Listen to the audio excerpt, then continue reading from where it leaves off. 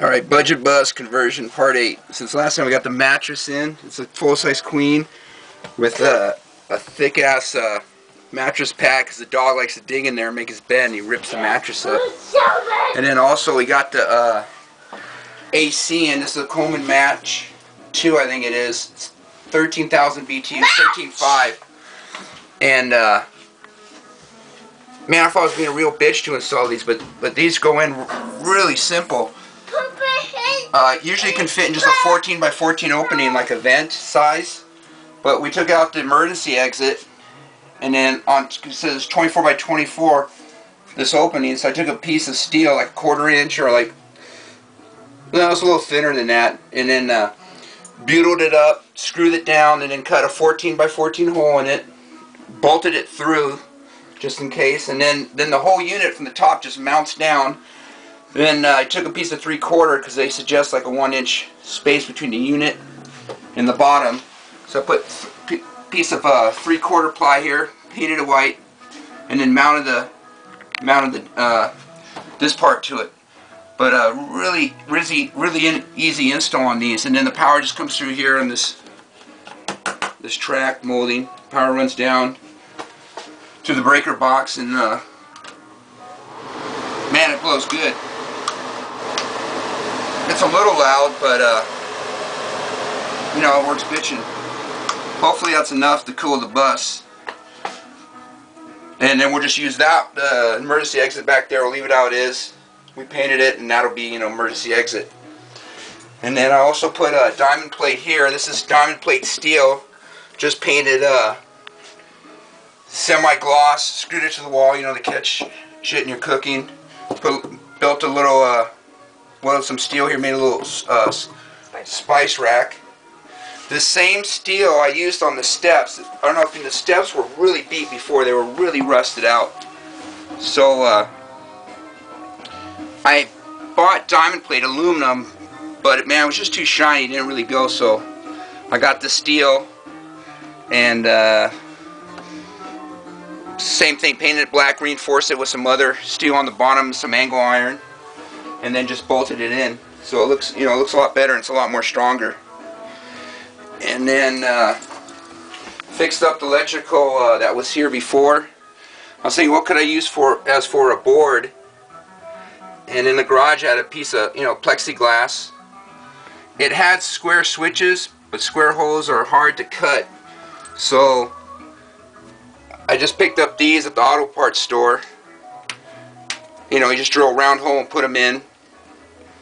You know, for the dome lights, the fans, the front heat, the defrost, the window wipers. I went with put square ones because there's off, low, and high. And I couldn't find those in off, low, and high. These are just off and on.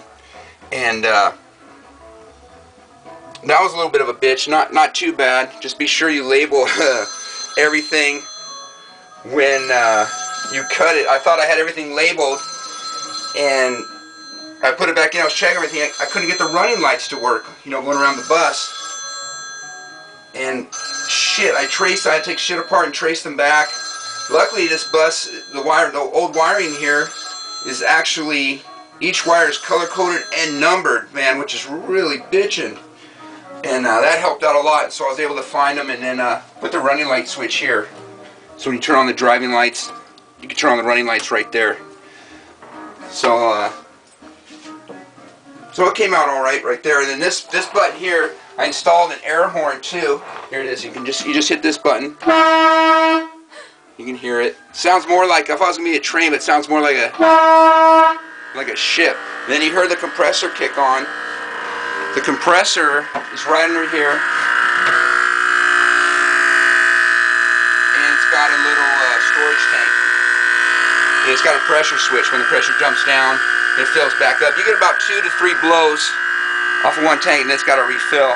And I just box this in to keep you know, shit away from when you're storing shit. It doesn't slide into the compressor. I was going to put that under there. It can go under the bus, but it's a lot easier to install it there. And that hooks not to the house batteries, but hooks to the driving batteries.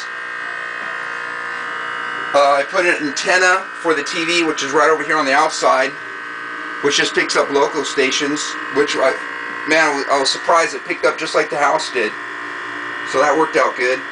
And then also we got the stereo in, and are hooked up. And then here are the amps for it. Here, 2 MTXs.